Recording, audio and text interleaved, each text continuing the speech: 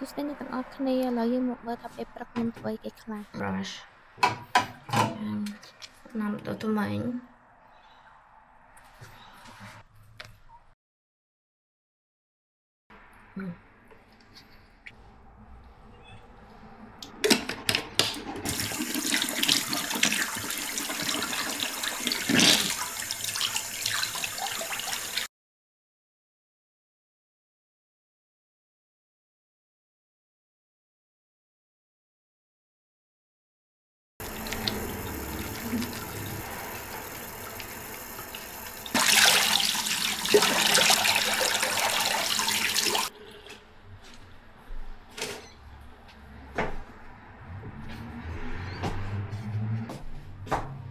អានេះខ្ញុំធ្វើដោយសារតែភ្នែកខ្ញុំហ្នឹងវាមានរន្ធខ្លាញ់ហ្នឹងស្ទះអញ្ចឹងណាអញ្ចឹងយើងប្រើទឹកក្តៅអ៊ុនៗហ្នឹងដើម្បីធ្វើឲ្យអាខ្លាញ់ហ្នឹងវាចេញមកហើយយើង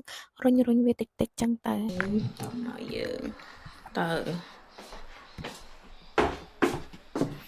តុបយើងវិញ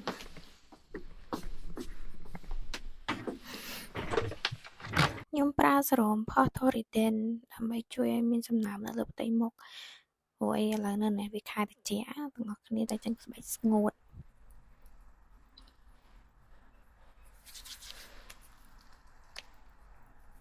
អានេះដូចយើងម៉ាស្សាមុខចឹងណាអ្នកទាំងអស់គ្នាវាជួយឲ្យមុខយើងហ្នឹងថាវាកុំឲ្យវាមានជ្រៅជ្រួញយាយចឹងនឹងទៅហាត់ប្រាណយើងប្រើនេះ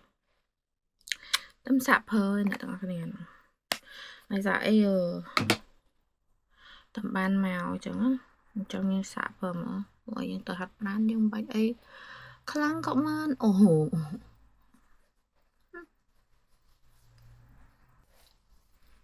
ទៅពីន powder កាលខ្ញុំមកអូស្ត្រាលីដំបូងខ្ញុំអត់ដឹងទេថានៅនេះគឺត្រជាក់ខ្លាំងដល់ពេលខែត្រជាក់អូយមុខថាស្ងួតហើយមាត់ស្ងួតអញ្ចឹងគឺត្រូវតែលាបក្រែមលាបឡេអញ្ចឹងហើយតែមិនអញ្ចឹងទេគឺប្រេះហ្មង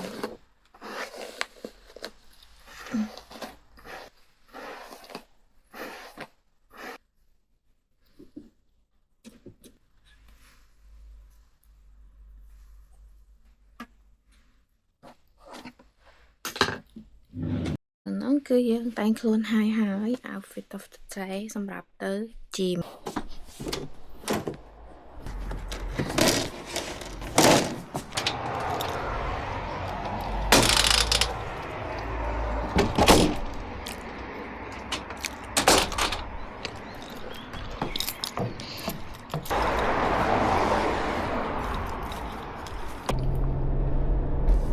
គ្នាអញ្ចឹងយើងឥឡូវមកដល់ gym ហើយស្ទាយហាត់ប្រាណ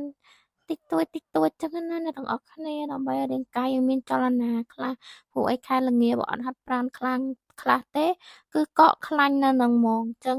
យើងខំប្រឹងហាត់ប្រាណខ្លះទៅឲ្យរាងកាយយើងនឹងវាឲ្យមានកម្ដៅវាខ្លះអញ្ចឹងណាឥឡូវយើងទៅវិញណាអ្នកទាំងអស់គ្នាអញ្ចឹងយើងជិះទៅផ្ទះវិញមកដល់ផ្ទះហើយគឺខ្ញុំចាប់ផ្ដើមទឹកកន្ទុយឲ្យអស់កក់សក់ឲ្យអស់គឺលាបឡេ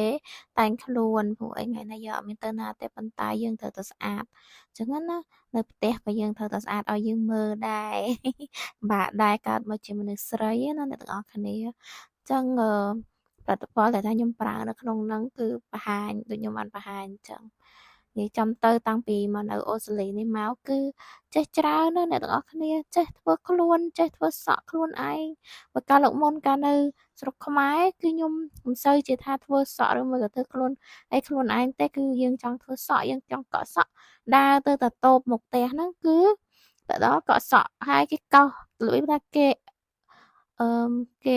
អេសឲ្យមកឆ្ងាញ់ទៀតណាតែដល់ពេលយើងមកនៅអូស្ត្រាលីនេះអូយកក់សក់ថ្លៃណាស់អ្នកទាំងអស់គ្នាកក់ម្ដងដូចជាខ្ទង់ប្រហែល50ទៅ70រៀលអីចឹងទីសងថាយើងផ្លុំឬមួយក៏គៀបឬមួយក៏មូលរួញនេះថែមទៀតចឹងណាអ្នកទាំងអស់គ្នាចឹងចំណាយថវិកាអស់ច្រើនពេកចឹងយើងត្រូវចេះធ្វើខ្លួនឯងហើយផាត់មុខផាត់អីចឹងក៏អញ្ចឹងដែរហើយពិបាកក្នុងការណាត់ណាស្រុកអូស្ត្រាលីនេះចង់ណាត់ចង់របៀបថាធ្វើសក់ឬមួយក៏ផាត់មុខអីចឹងយើងត្រូវណាត់គេរបៀបថាពីមួយថ្ងៃមុនឬមួយក៏មួយអាទិត្យអីចឹងណាចឹង បើសិនយើងត្រូវទៅកម្មវិធីទៅអីអាហ្នឹងបានយើងទៅហាងតែជួនកាលទៅកម្មវិធីក៏ខ្ញុំផាត់ខ្លួនឯងអញ្ចឹងណាដូចថ្ងៃមុនប្អូនខ្ញុំហ្នឹងគាត់ទៅកម្មវិធីទទួលសញ្ញាបត្រក៏នាំគ្នាផាត់មកនៅផ្ទះហ្នឹងទៅដោយសារអីយើងកក់ហាងគេអត់បានណាអ្នកទាំងអស់គ្នាទៅកក់កន្លែងផាត់មុខអត់បានបើសិនជាថាធ្វើសក់ហ្នឹងវាអាចថាធ្វើបានប៉ុន្តែគ្រាន់ថាតម្លៃវារៀងថ្លៃហើយយើងត្រូវប្រើពេលយូរអញ្ចឹងហើយកក់អត់ស្រួលដូចនៅខ្មែរយើងទេចប់វីដេអូហើយអញ្ចឹងជួបគ្នាវីដេអូក្រោយណាអ្នកទាំងអស់គ្នា